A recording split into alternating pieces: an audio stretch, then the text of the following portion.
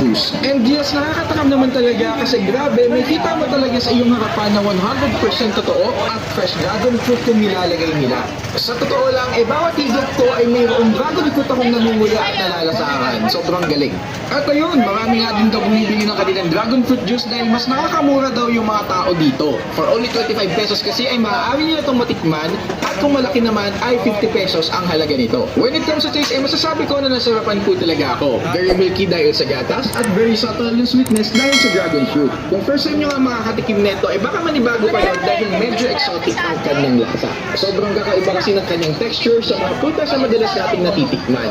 At alam nyo ba na dati daw ay dating mga maharlika lamang sa Vietnam ang nakakakain nito.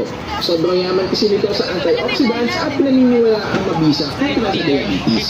Kuyakin yan, pero yun nga, para sa akin, in-enjoy ko po talaga yung juice dahil sobrang linis sa kanilang pagkakagawa. Fresh, quality at masarap din. Yun lang.